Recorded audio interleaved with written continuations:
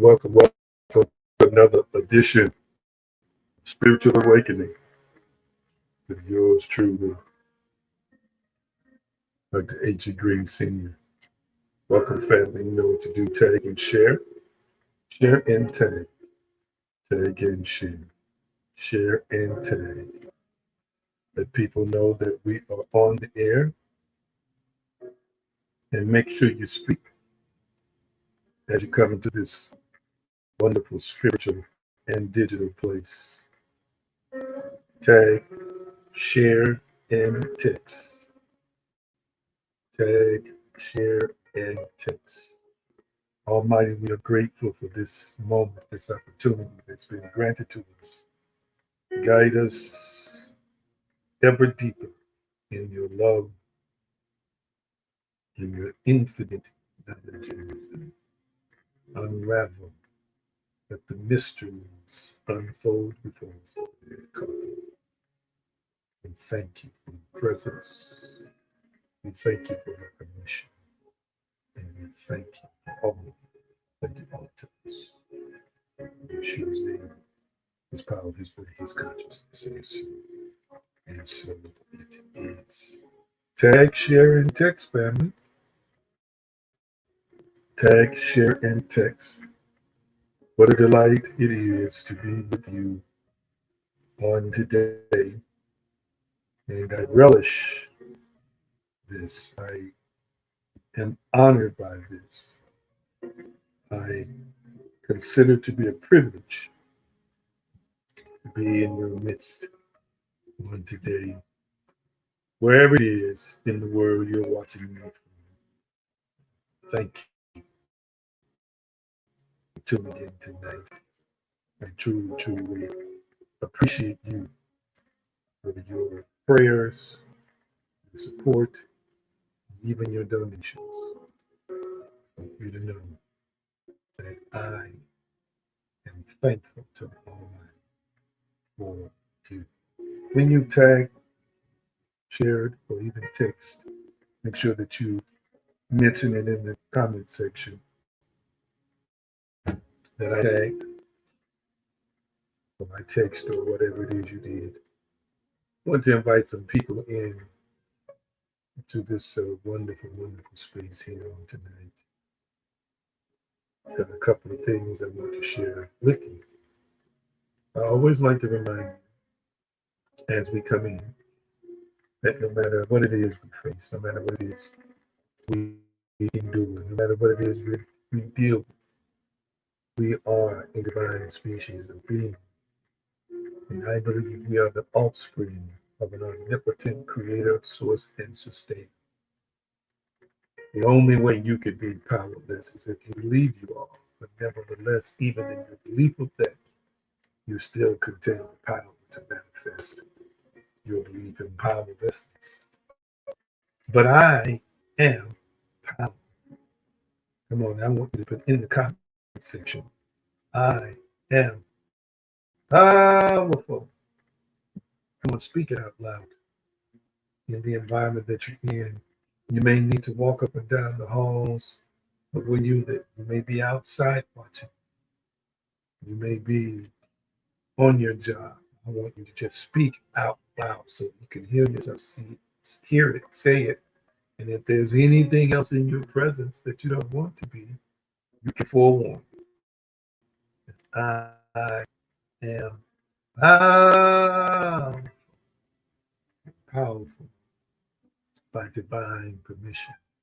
Now to him that is able to do exceeding abundantly above all that we ask or think, and guess what? It's according to the power that worketh in us. I am powerful. Thank you so much for sharing and typing that in the comment section. Come on. If you're on here today, don't be shy.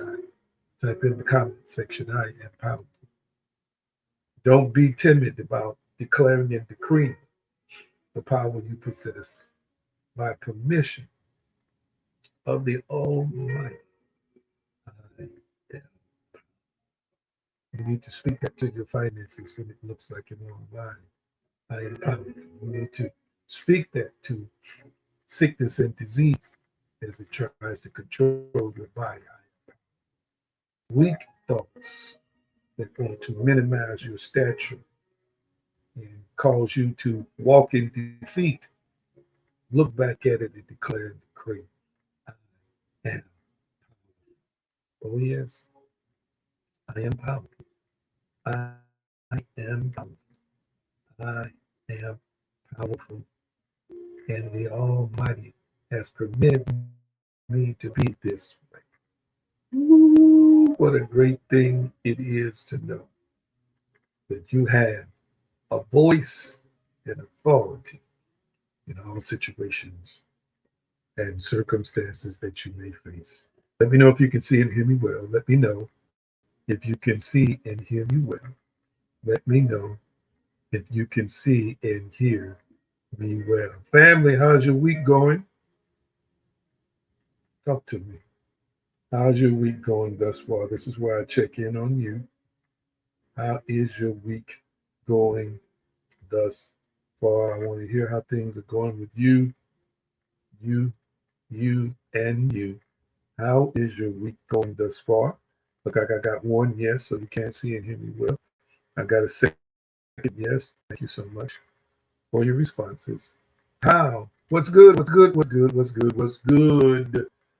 Tell me about your week. Remember, it's all subjective. Just tell me about your week. No judgment here. What's good? How are you? How is your week going thus far? Mr. B says, very busy, but well. Wonderful. Anyone else want to share how your week is going thus far? I'm so excited and delighted to hear about how you are doing, what's going on in your life this week. Anybody else? Anybody else want to share how your week is going thus far? Don't forget to tag and share and tag. I'm going to finish something that I started a couple months ago. Let's see. Week has been wonderful today. I got some unlikable news, so that was overall a great week. Wonderful, wonderful, wonderful. Anybody else want to share with us how your week has been going thus far? It's up to you. It's totally voluntary. It's totally voluntary. Thank you so much for those who have shared from your personal perspective how your week has been going thus far. And don't forget to follow, like, subscribe on social media. Search AG Green now on TikTok, Instagram, Facebook, Pinterest, Twitter, and YouTube. I want to remind some of you all that the Divine You podcast is up. The Divine You podcast is up. It's on Spotify and Apple, iHeartRadio, Deezer, and so many other places today. I will start the promotions for that officially by the end of this week so that we'll bring more people in line with the demographic that I am assigned to teach, to lead, and to guide. If you haven't listened to the broadcast, to the podcast, excuse me, please take some time to do it. If you visit theaggreen.com, that's theaggreen.com, there are links on theaggreen.com where you can go. I believe it's the last page that you can go to. You can also find it on Patreon as well, but theaggreen.com. See if I have the link saved here. Theaggreen.com. Matter of fact, one of my assistants just typed that in the comment section for us. Theaggreen.com. That's theaggreen.com, and we'll put it up on screen. And I want you to go there. And on the last page, you can find out. You can see the Spotify link, and I'll eventually put up the other links. There's also a link to the media player, the podcast host as well. Typing something in here for you real quick.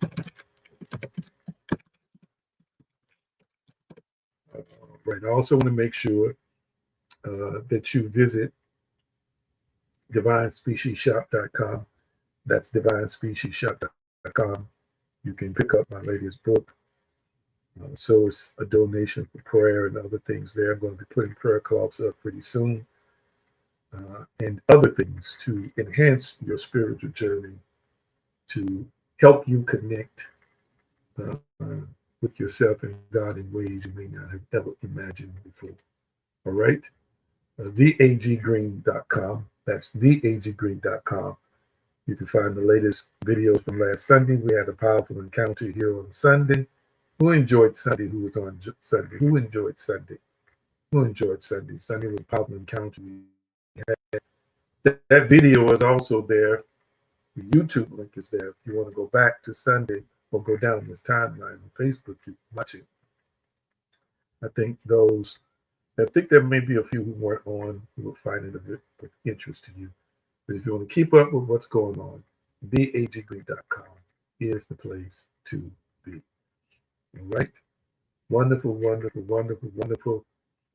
I thoroughly appreciate you. Now, listen, I was, kind of trying to decide what I was going to be discussing with you tonight. I had pulled up some material on meditation, but I didn't sense the need to do it. I've been talking to you from the book the last couple of weeks about limiting beliefs, how to recognize them, so forth and so on. But tonight, I want to finish up a series that I started a couple of months ago. That's what I gravitated toward. That's what I believe I was led to discuss with you tonight. Let me see if I can find, here it is. Here it is. Let me see if I can find it. And I did find the label for it. Let me put it up here. I'm going to be talking to you about the fifth sign. This is part 5. Signs of relationship is unfit for marriage. Now listen, you want to continue to tag some people. There might be some folk whom you know who are in relationships or a relationship. They're about to jump the broom, or they're in the early stages or middle stages. I'm going to be covering number 5 tonight. Number 5 tonight. is what I'm going to be covering. Number 5, and what I'm going to most likely do is do a special recording with multiple video sets or multiple video recordings of all 5 and release it as a package sometime in the future. Okay? So we're going to be discussing the 5th sign tonight. 5 signs of relationship is unfit for marriage, part 5. Do me a favor and type that subject in the comment section. Do me a favor and type that subject in the comment section for me. Type that in the comment section for me. And since it's been so long, I'm just going to name the first 5 that I discussed. I'm not going to dare try and cover the 5 again. I'm going to make a special video package, learning package, whatever we want to call it, whenever I get around to it, and put all 5 together in a presentation. But I found that a lot of times people are just simply not equipped for relationships. Uh, they're not equipped for, I should say, healthy relationships. Just because somebody believes the way you believe doesn't mean you're compatible. Just because, uh, thank you for typing it, everybody who's typed it in the comment section. Just because y'all like to eat at the same restaurants doesn't mean you're compatible. Just because you got good chemistry in bed doesn't mean you're compatible. Just because they excite you, titillate you, and you love them dearly doesn't mean that it is a relationship that's going to work. I'm going to cover number 5 tonight, but I'm going to just refresh your memory of the first 4. When I say refresh, I mean literally just call it off because I would not finish or even get to number 5 if I took time to just comment on the first 4. So I want you to make sure we bring some more people into this. Uh, One thing that is going to continue as long as there is a planet Earth, as long as the Earth keeps revolving around the sun, there are going to be relationships. Relationships in different places of the spectrum, from the initiation or orientation to the finality in terms of elevating your level of commitment. It's going to exist. And I am about people being equipped and I am about people being fulfilled. I want you to be empowered and I want you to be fulfilled. Empowerment is vast, fulfillment is vast. One of the things that becomes the centerpiece of our life are relationships, more specifically, romantic relationships. We are social beings designed to interact socially. And of course, in our experience, we encounter love. We are loved. We do love. And we're also able to receive love. We desire to couple. We desire to be with the one that we love, uh, most preferably in monogamy. Although that's a controversial subject today, if that's even possible, we won't even get into that. But romantic relationships are part of our existence. And so I want to, in this year, spend more time talking about what those things look like. And you get a chance to make a decision from there. Does anybody remember the first 4? Just polling you. Anybody remember the first 4? You probably don't, but yes or no is fine. You see your hand. Anybody remember the first 4 that I discussed? 5 signs your relationship is unfit for marriage. Anybody remember the first 4? It's fine if you don't. I just want to see if anybody uh, possibly does. Well, that's a wonderful answer.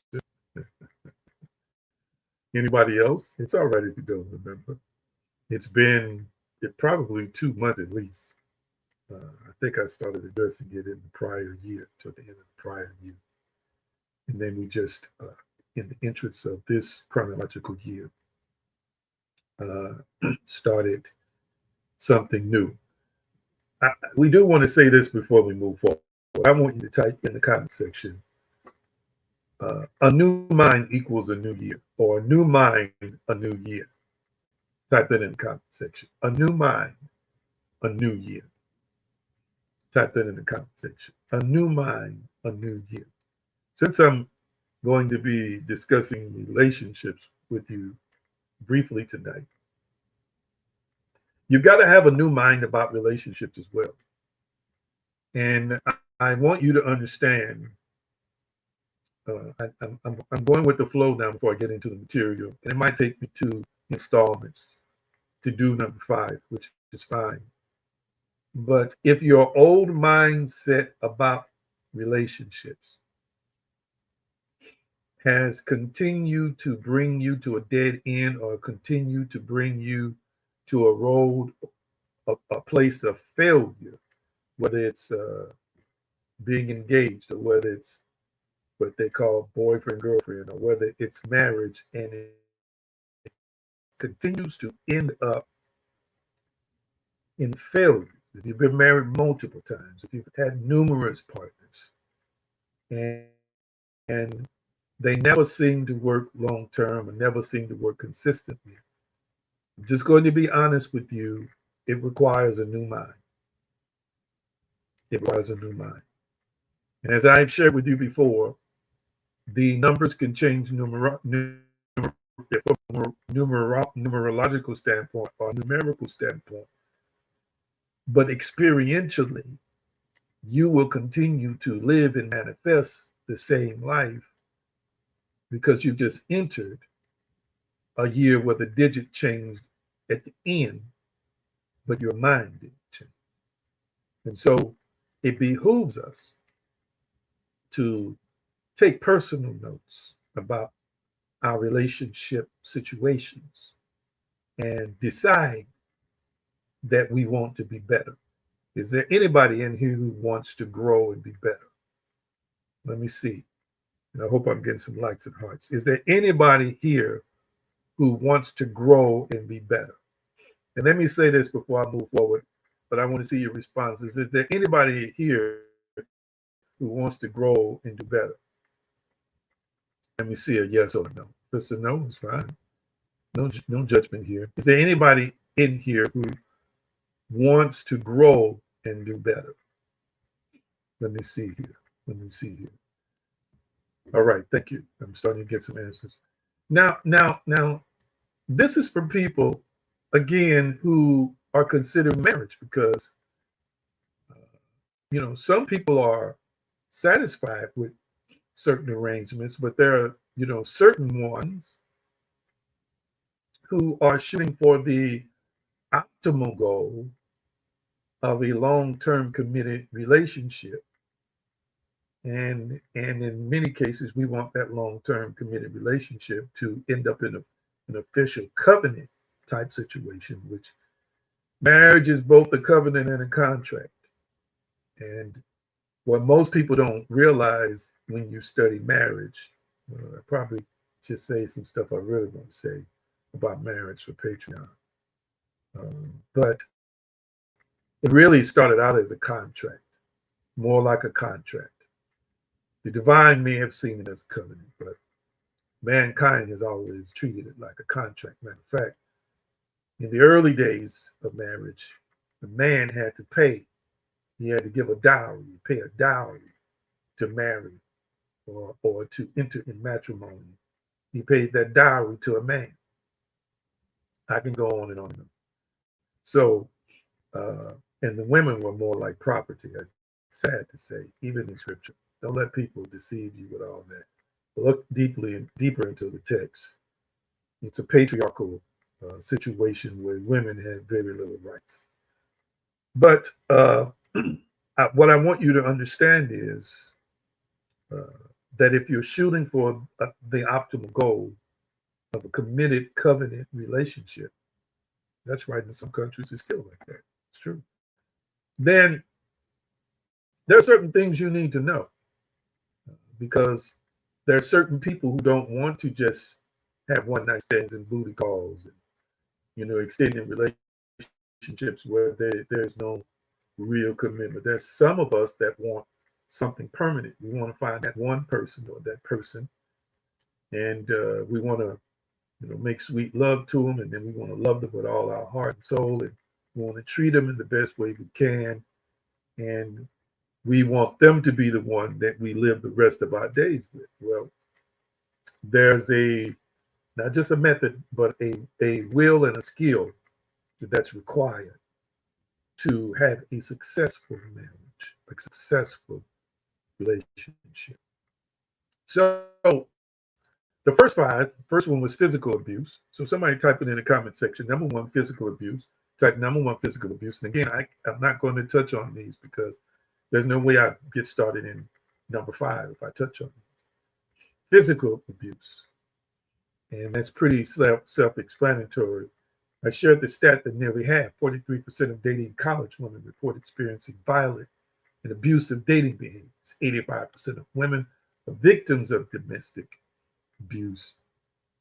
Women are victims of domestic abuse by their partners. 15% of men are victims of domestic abuse by their partner.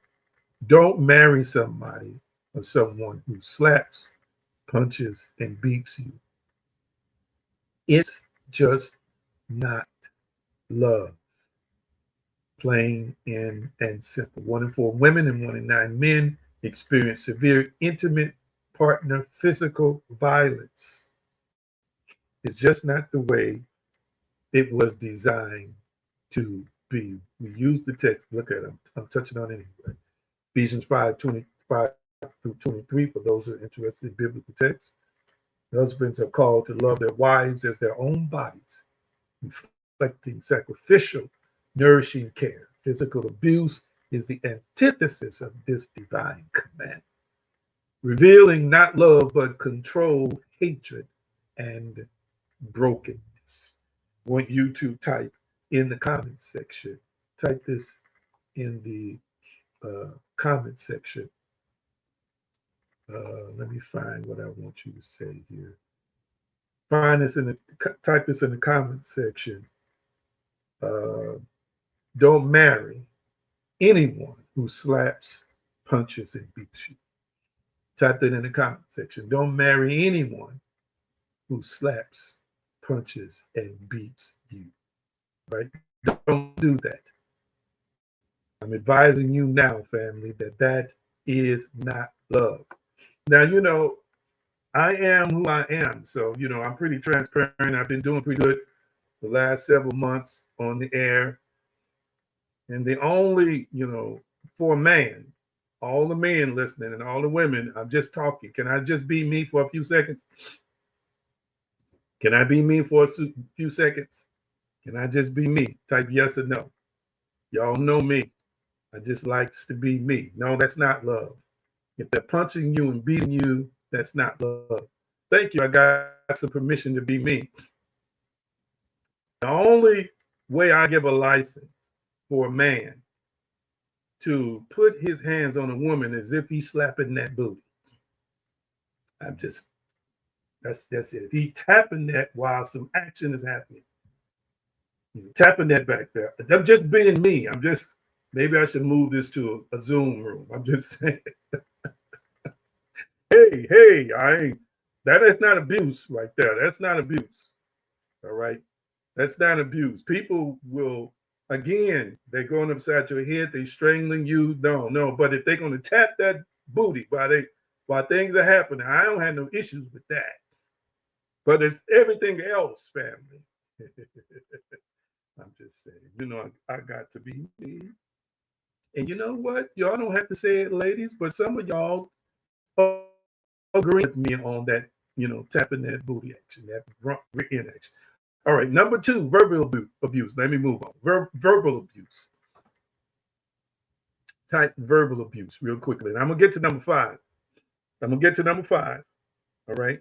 That's what I'm here to discuss today. I changed my mind in the process.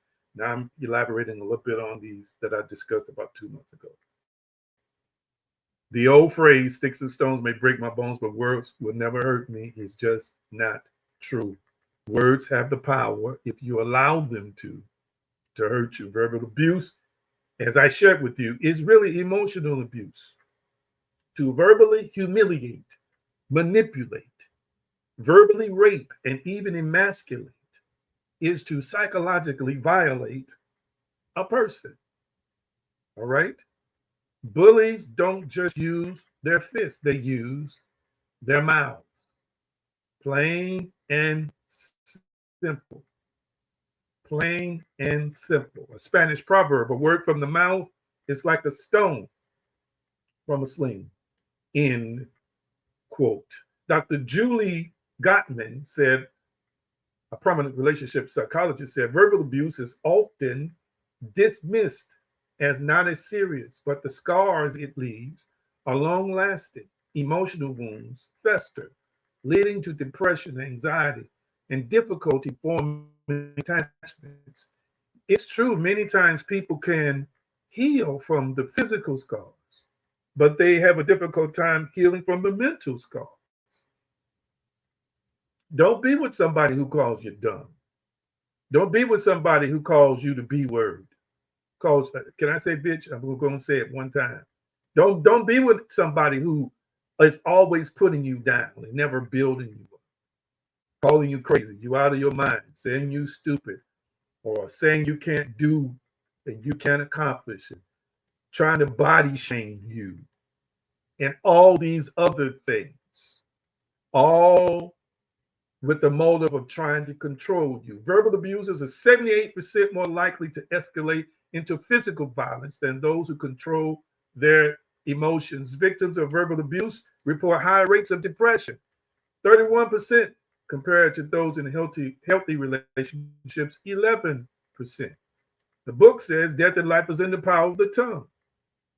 So people who are verbally abusive are more likely to be physically abusive.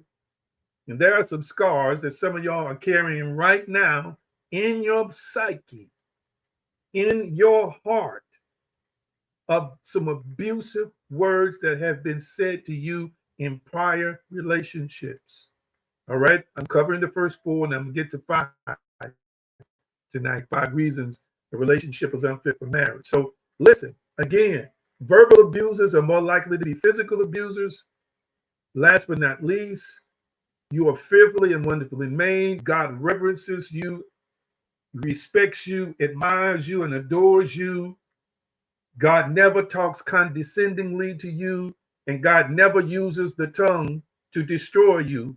So why should you be with a person, or why would you be with a person who does that to you and against you? I don't care how many flowers they buy you. They're verbally abusive. It's not ready for marriage. Number 3, poor communication. Lack of communication is typically on most counselors and marriage therapists' top 5 reasons why couples divorce. And when I say communicate, I'm not talking about arguing. That's not really communicating. That's more of a form of verbal fighting. Communication is the core of marriage. Matter of fact, it is intimacy. You can't resolve issues, convey feelings, plan, or connect intimately without communication. In most cases, communication fosters intimacy. Sex is not the only form of intimacy, it's just one form. Communication is a form of intimacy, but it also is about listening. I don't have time to go over everything that I discussed. All right, but let me give you a quote from Dr. Edward Dreyfus, clinical psychologist and life coach. He says, being able to communicate well requires both good transmission skills, articulation, and good receptive skills, listening. Without both, communication will be at best difficult. All right.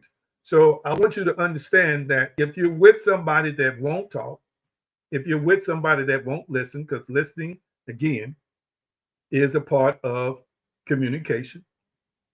If they won't talk, if they won't open up and listen, it's not a good situation for you to be in. Plain and simple. You're not going to get much resolve.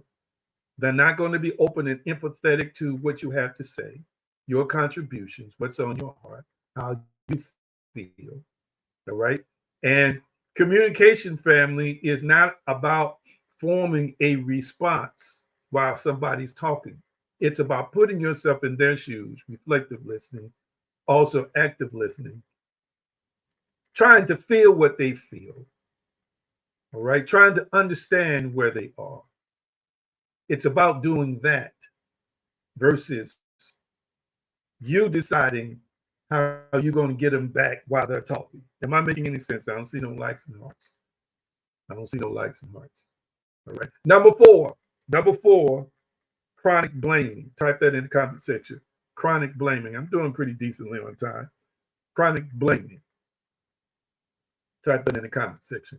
Chronic blaming. In relationships, couples are constantly positioning themselves to ensure that they get what they want and need. This positioning means that they're constantly searching and identifying things that make them happy, sometimes to the exclusion of their partner. Blaming starts with a person is on a mission to defend their turf and get everything they want. Nobody wants to be blamed all the time. I've seen this as a counselor down through the years. Many times, the first several sessions with people, couples, are about the blame game.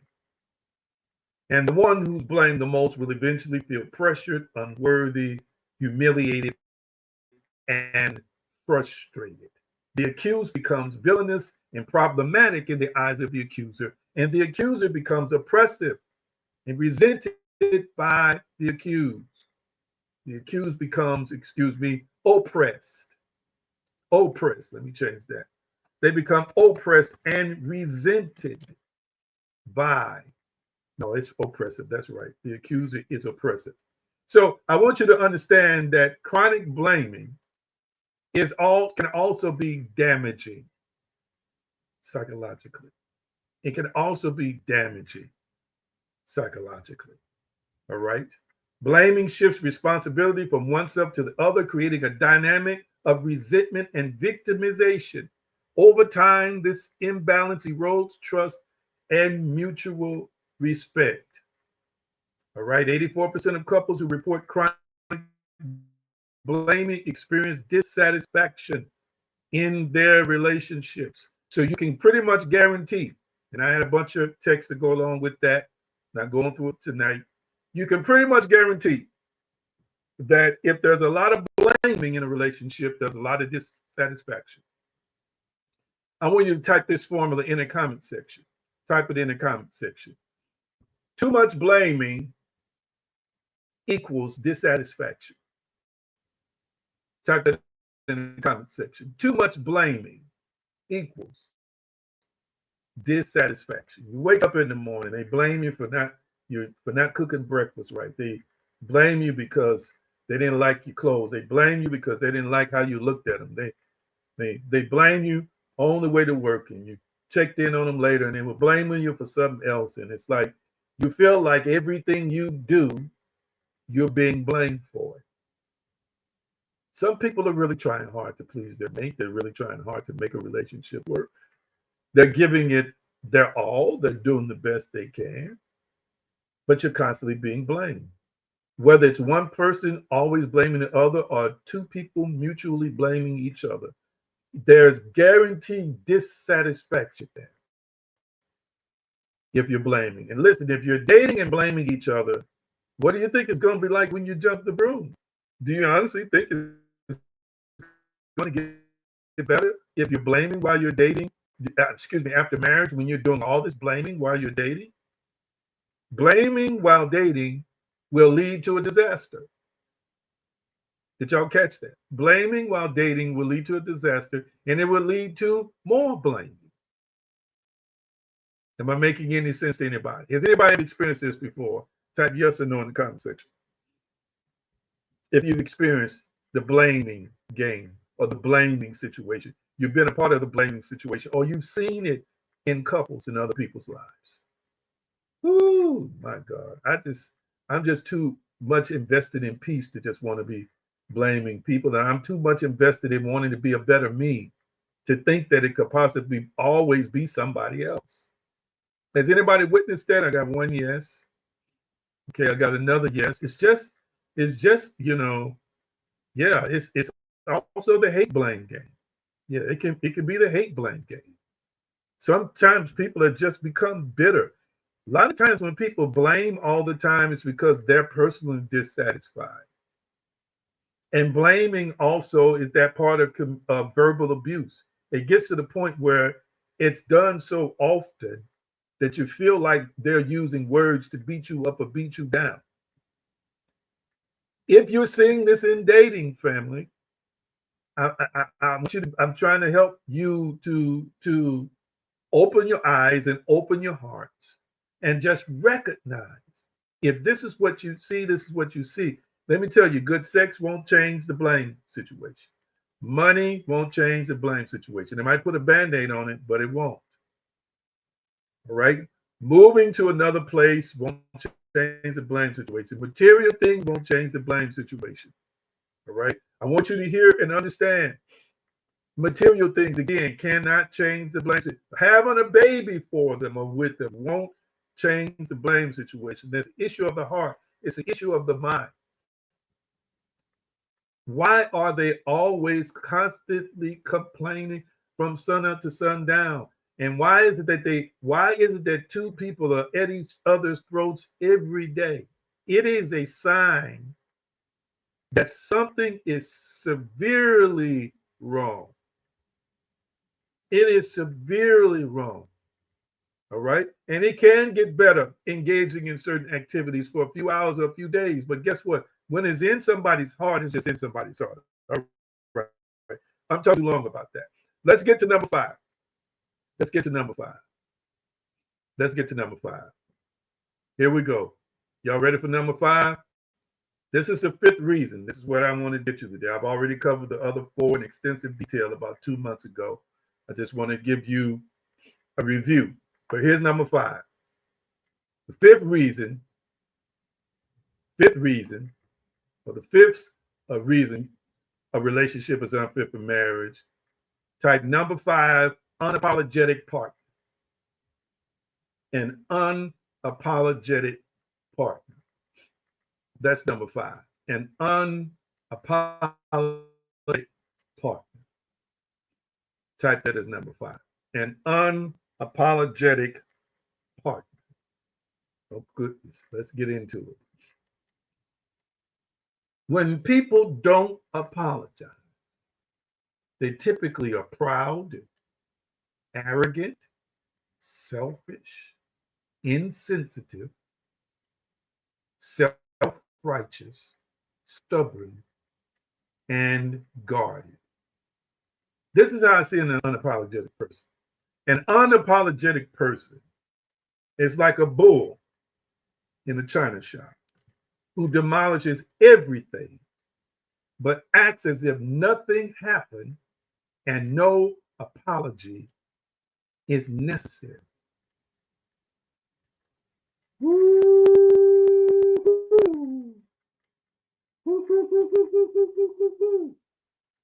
That right there, family.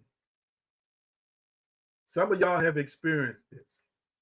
They do stuff and act like they ain't done nothing. Show me an unapologetic person, and I'll show you someone who's not exhibiting true love. Love endures. It's patient, thoughtful, not jealous, envious, braggadocious, proud, arrogant, rude, selfish, and easily angered.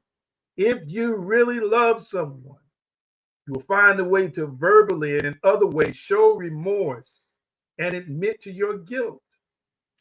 An apology says, I'm sorry I was wrong. It also says, I respect your feelings. And last but not least, it says, I love you and I'm not too good to admit when I'm wrong. Family, for some people, apologizing is not just about admitting I'm wrong, It's admitting I'm vulnerable. And this is why some folk don't want to apologize. They don't want to feel like they're vulnerable somehow, some way.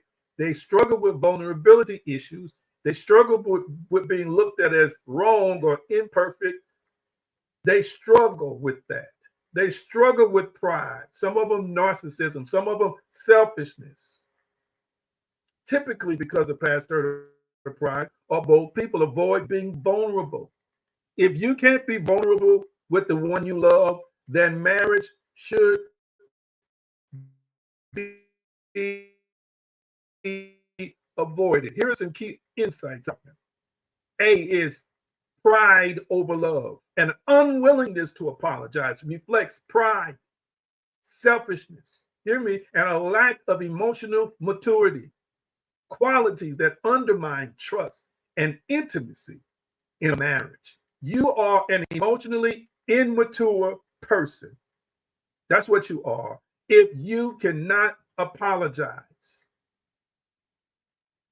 if you're seeing this in your mate right now and you've made plans to marry or you're about to see a counselor, this needs to come up in your sessions. This is going to only get worse and worse until it is brought to their attention. Here's some psychological insight. Dr. Harriet Lerner, author of The Dance of Connection, explains apologies are about restoring trust and connection. A refusal to apologize sends a clear message. I care more about my ego than our relationship. Wow. Wow. I care more about my ego than our relationship, end quote. Hear what I'm saying today.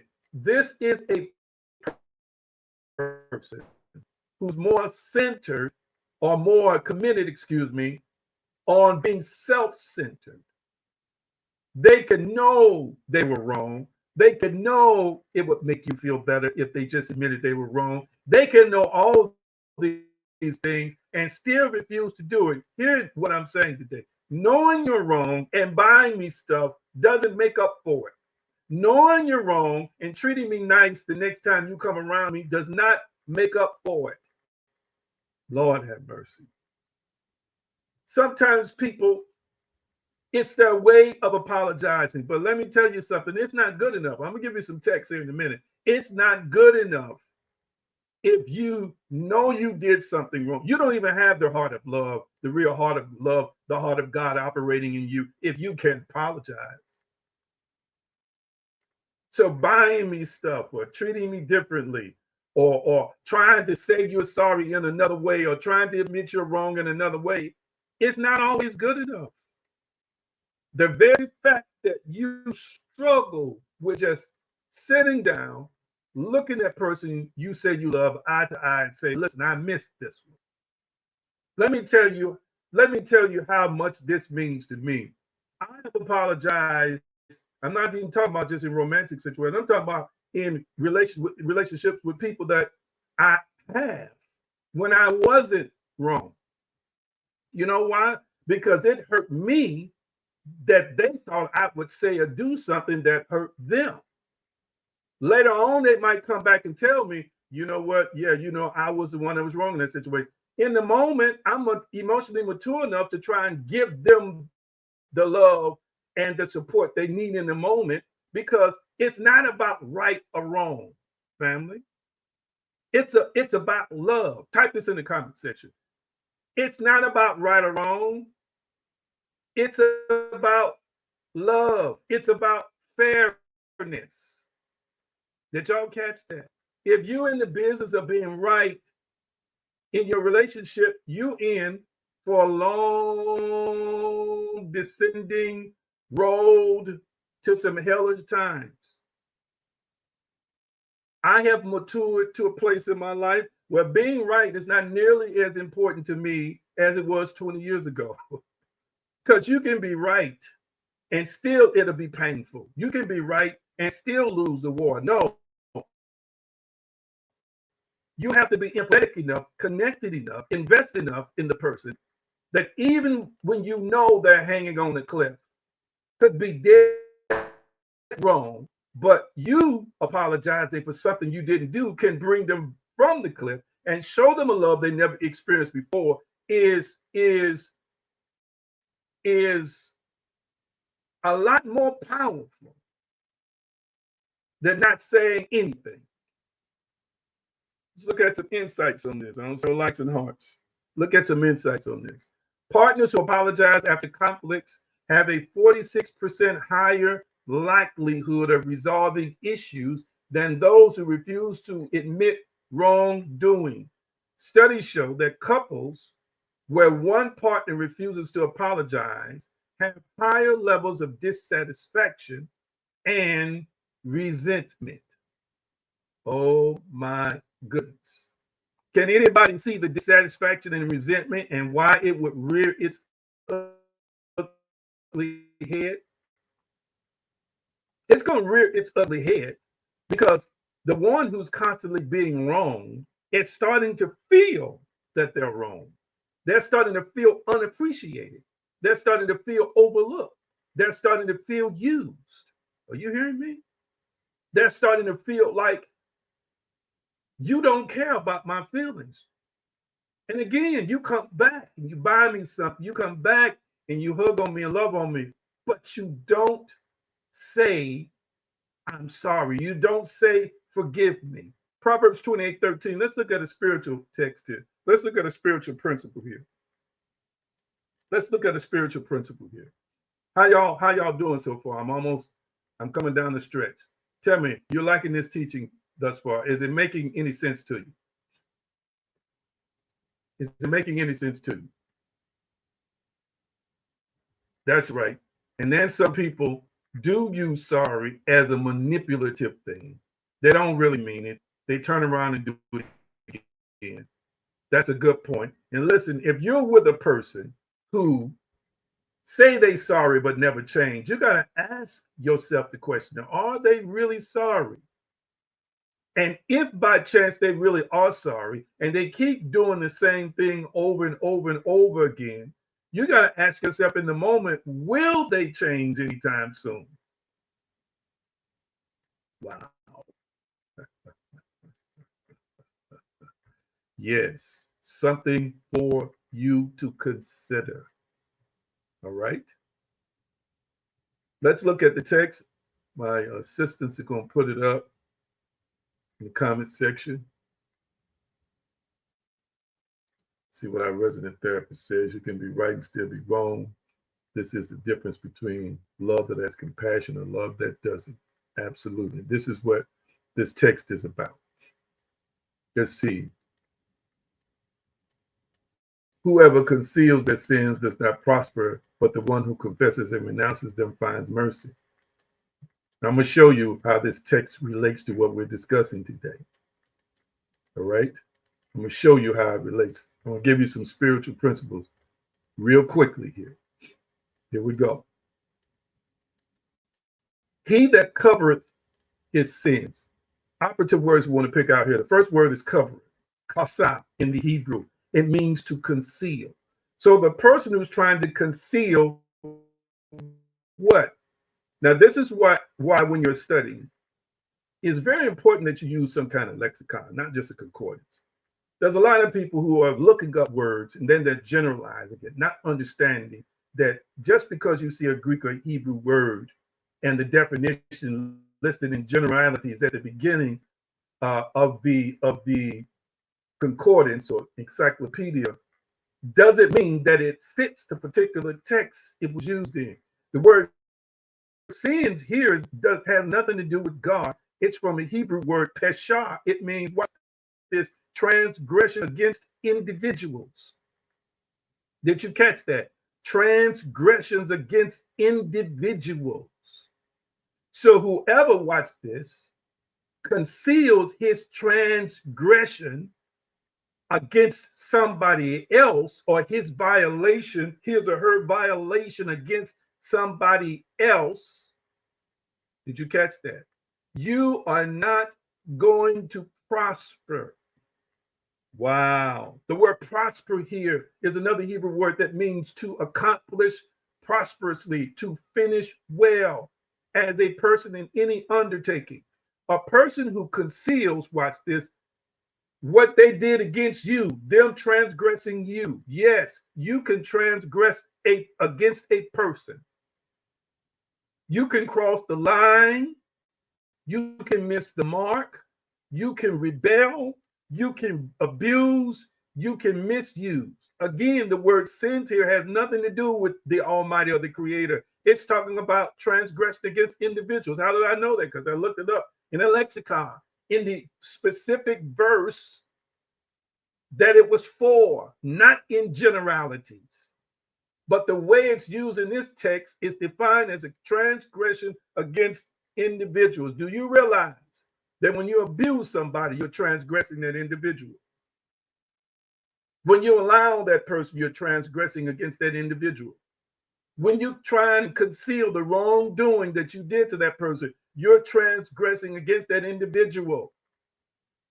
I could get deeper and tell you why it is a transgression against you, but you wouldn't be able to handle it tonight because some of y'all still don't know who and what you really are.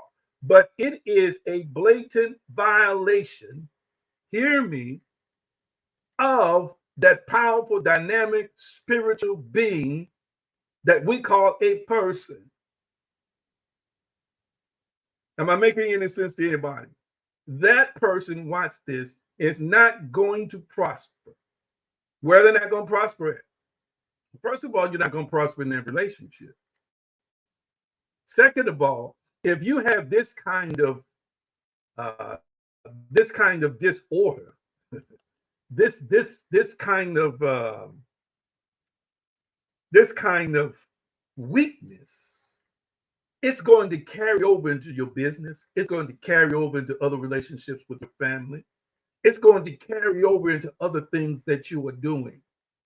It is possible for you to transgress against your brother, your sister, your husband, your wife, your fiance, your girlfriend, your boyfriend.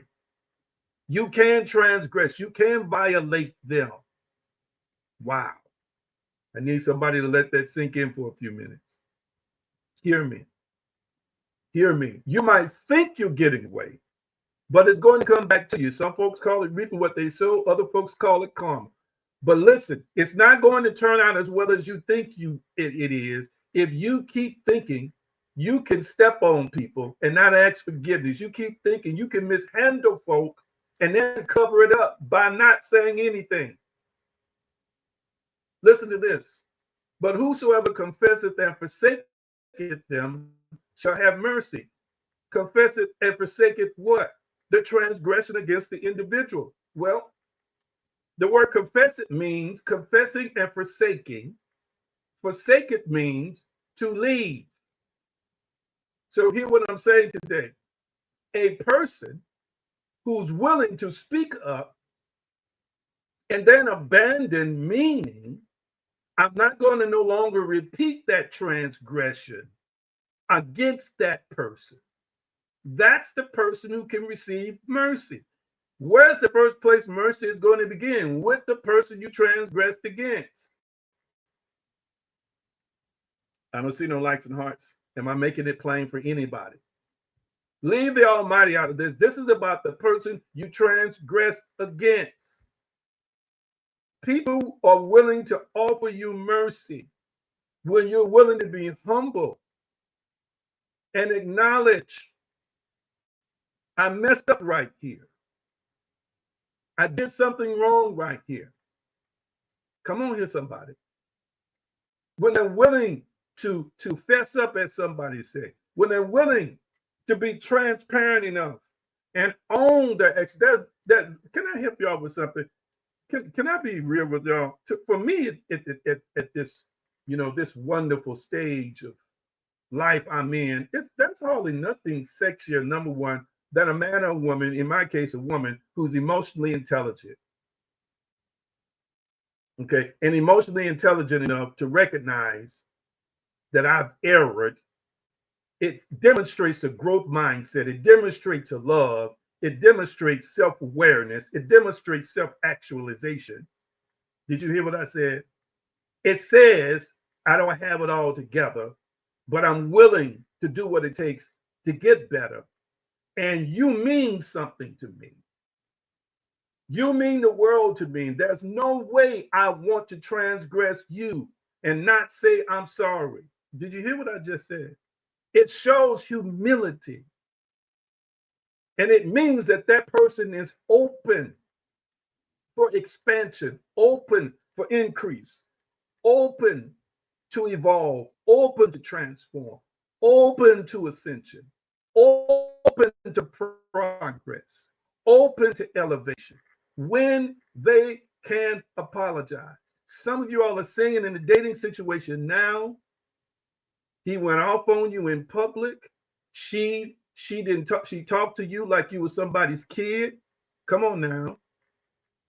They did what they did and then brushed it off like nothing happened.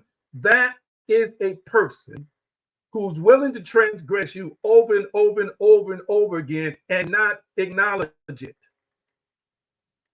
I got to ask you the question, why are you with that person? Why are you with that person? Ain't no sex good in the world good enough for that. There's not enough money in the world good enough for that. You're going to be a person that's going to constantly be disrespected throughout the course of your marriage until that person has an awakening to realize what they are doing to you on a daily basis. Oh my goodness. Am I making any sense to anybody? Talk back to me. I should be getting some more likes and hearts. Am I making any sense to anybody? Am I making any sense to anybody? Yes, emotional intelligence is real.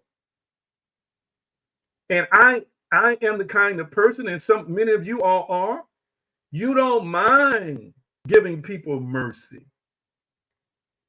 You don't mind that. You don't mind that when they're willing to admit it, because you know you're not perfect. We give mercy because we need mercy. We give mercy because we require mercy. So for many of us, it's not an issue. But what it says to you also, family, and I'm almost done, watch this, is that when you err with that person, you're not going to receive mercy like you should. You know why? If they're unwilling to submit themselves to receive mercy from you when they're wrong, many times they don't reciprocate it in return. So when you do something that's wrong, they're most likely not going to offer you the mercy you so rightfully deserve, even when you ask forgiveness or apologize, because they have been unwilling to give it to you. And even if they act like it's nothing, they lying to your face. It does mean something to them. And they're going to show you how they treat you after you do something in terms of making an error or mistake with them.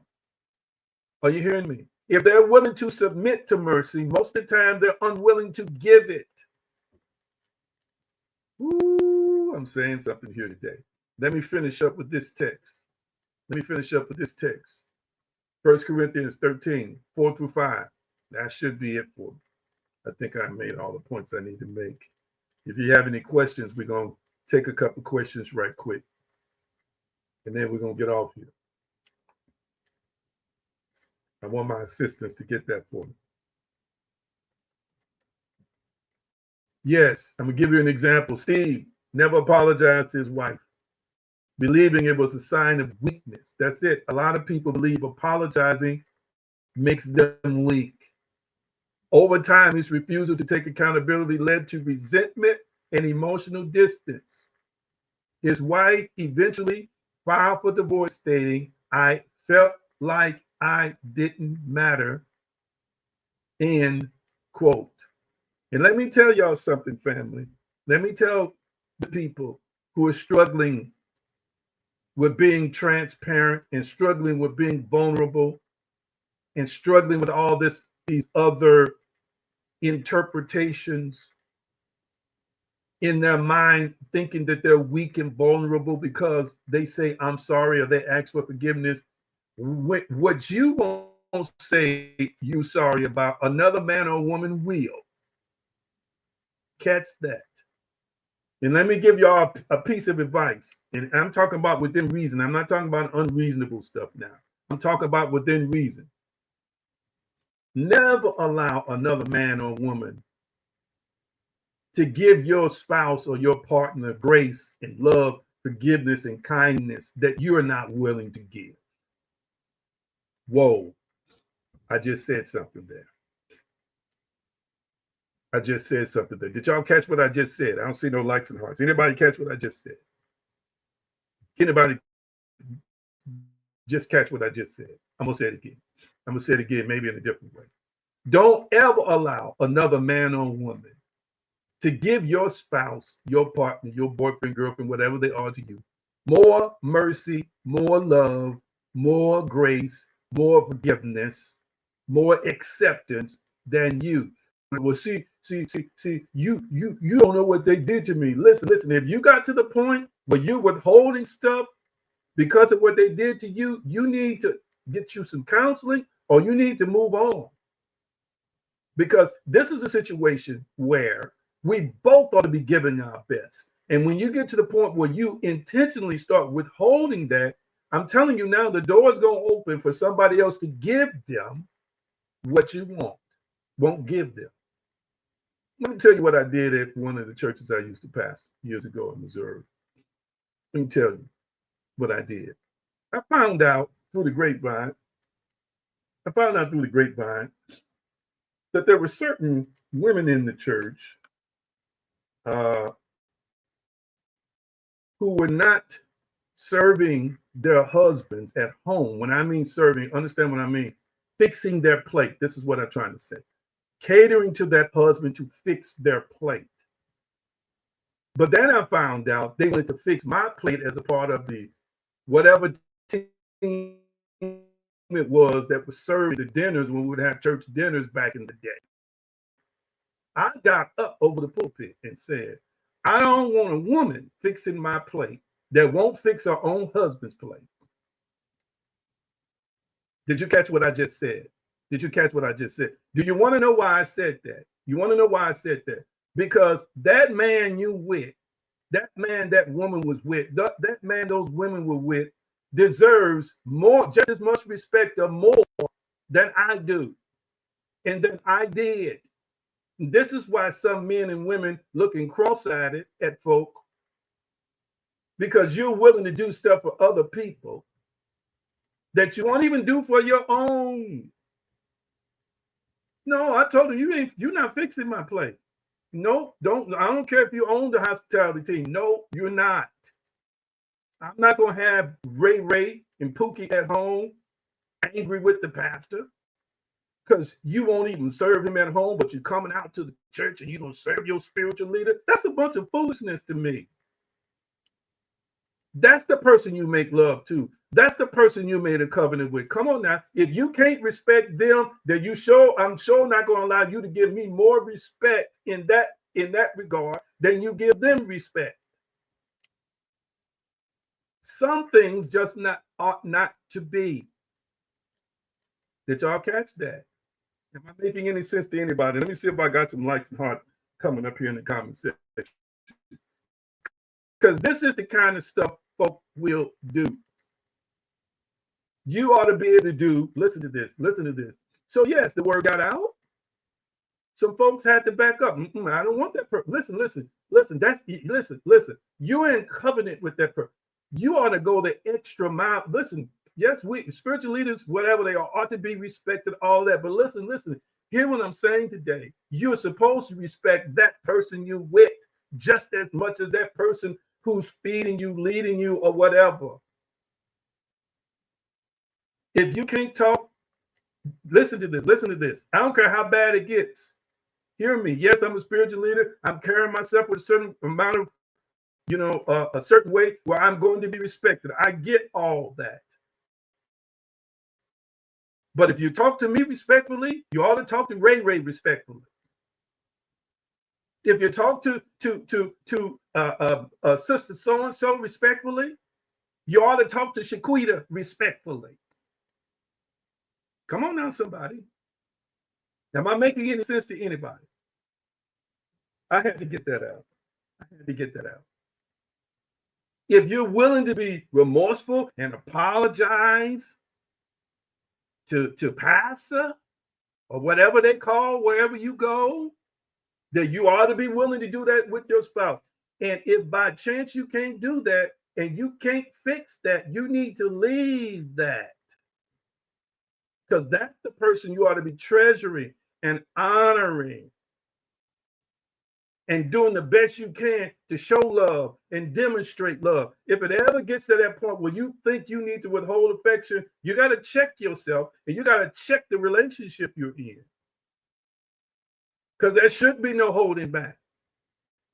You shouldn't talk to a person outside your house better than you talk to the person inside your house. I know I'm on somebody's road. And as the old folk used to say, it's tight, but it's right. Am I making any sense? So if you can't apologize at home, why are you apologizing in public?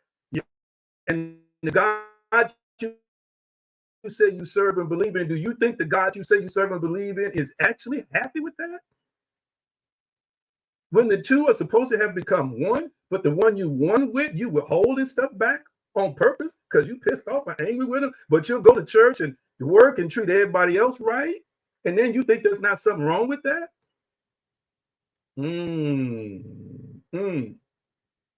So, number 5, let me move on. Kind of got on my soapbox. That's the last one, an unapologetic partner. If you are dealing with a person right now who has problems asking for forgiveness or admitting they're wrong, who has problems with coming to you and communicating with you, I'm not saying it can't work, but I'm saying it's not ready to work until you address that situation. And again, it opens the door for somebody else to come in and give even you the one who are on the end of not receiving something from somebody else. Are you hearing me? So, you know, Ray won't apologize, but Michael will. Are you hearing me? Let me show you how this works and I'm done. Let me get off here. Let me show you how this works and I'm done. Ray don't never apologize for nothing. And Michael, you worked with, accidentally bumped into you. He bumped into you and said, I am so sorry. I didn't mean to do that. Please forgive me. That woman is going to be downright impressed. You know why she's going to be downright impressed? Because she don't get that at home. And you know what it's going to do? It's going to potentially make her vulnerable to receiving that kind of attention from Michael that she ought to be getting from Ray. You don't know how many doors you're opening up. You might be good with it now. You know, Ray can change. I'm going to hang with Ray. No. 5 years going to go by and Ray's still the same. Michael going to pop up. Michael ain't trying to do nothing. Michael just being himself. Michael the kind of man you should be with anyway. Give you something you're not even getting at home. And before you know it, your panties and everything off at Michael's house. Because Michael treating you like a woman deserves to be treated. Vice versa, illustration with the man, with the woman. You can save yourself from heartache and failure by recognizing signs right now. Woo, did you enjoy this? Did you enjoy this, family? Did you enjoy this? Did you enjoy this? Talk back to me. Tell me what you're thinking. Tell me what you're thinking. The part about it is, family, is that if by chance you're guilty or you know somebody who has been asking you for advice and they're guilty, it's not too late to change. It's not too late to course correct that behavior. It's just a matter of modifying. It's just a matter of making a decision, saying, I see that this is a flaw in my life and I need to fix it. You might need to reach out for some help. You might need to talk to or consort with somebody that you trust who will be open to you. Stop talking to folk who see everything the same way you see it. They can't really help you. Stop talking to people who are always on you. Talk to people who gonna tell you the truth whether you like it or not. And they're gonna say, yeah, I see. Yeah, I see it in you sometimes. Yeah, I see it. Yeah, yeah, you can be this, you can be that. Yeah, yeah. And stop getting angry with them when they tell you the truth. That's the thing that helps make us free. Any questions tonight? Any questions? Did this help anybody? Did this help anybody? I'm gonna do some more relationship talk. I'm gonna do some more relationship talk. Any questions? Any questions? Any question? Any question you want to ask me about relationships, about the 5 things I covered? Don't be ashamed. You're in a safe place. Judgment here. Anybody got any questions? Come on, talk to me. We're here to support you. We're here to love on you. We're here to offer you proper guidance.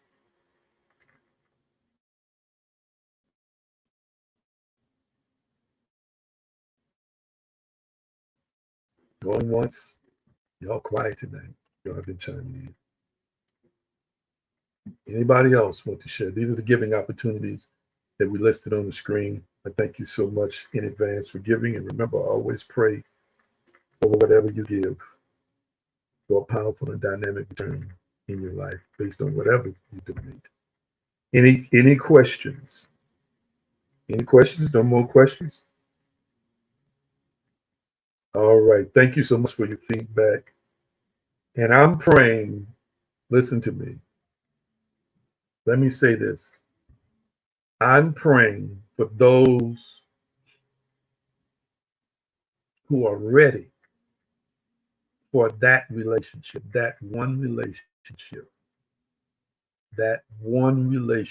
that you've always desired and aspired,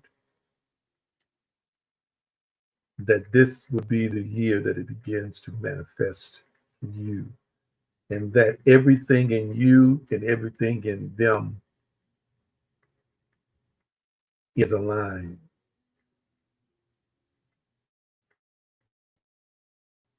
to create a partnership that's out of this world, that's not even from this place, that begins in another dimension. I'm praying that if you struck out 10 times, that you won't on the 11th. My desire is to see you happy and whole and fulfilled with the person you deserve, the person that's your ride or die, the person that not only makes you smile, but makes your toes curl, the person who will not only bless you financially, but will help you raise them kids, the person who got your back at all times, the person who can pray for you, meditate on your behalf, handle stuff you shouldn't be handling, the person that will give you their all in the interest to make sure that you're happy. My desire for you is that you will begin to see in this calendar year with a new mind, a new year of love. I want you to type it in the comment section. A new year of love. A new year of love. Yes, some of y'all say, "Oh, nah, I done had that. I'm gonna stay where I am." But I want to see the one manifest in your life that you know this has been worth it all. Every Every failed relationship, you say, has been worth it all to lead you to this place. Wow. Glory. I feel that. I sense that somebody's heart is burdened, wounded right now from past situations. But I want you to know, and I'm going to say this to you. I've said this to people, and I'm going to continue to say it. As you start elevating and healing, you start attracting people on the level of the state of consciousness that you're operating from. Higher quality men, higher quality women, higher quality prospects. They are coming your way. A man and a woman or woman that's good in every room in the house. Come on now, somebody. Good in multiple rooms, not just one room. Am I making any sense to anybody here? I am believing for you that this has turned around. And I look forward to meeting you, some of you all along the way. And you'll say, this is my new fiance. This is my new partner. This is my new wife. However you introduce it to me. You might meet me in the street somewhere, in the city, in the store. Come on now. You will introduce them to me and say, this is the one you prophesied about. This is the one that you talked about that night. Looking forward to it. Because I believe and know that the Almighty desires that you be happy, that you be whole, and that you be with somebody that helps complete you. All right. Love you so dearly. Thank you for listening. Again, use those opportunities to donate that's on the screen. $AG Green Enterprises or $AG Green by Cash App. The AG Green Enterprises for PayPal. We appreciate you. Love you so dearly. And I'm going to release you tonight with the Shalom blessing. Y'all ready for it? Shalom, shalom, peace, wholeness, and prosperity. Nothing missing, nothing broken. It's so, and so it is. See, some of you all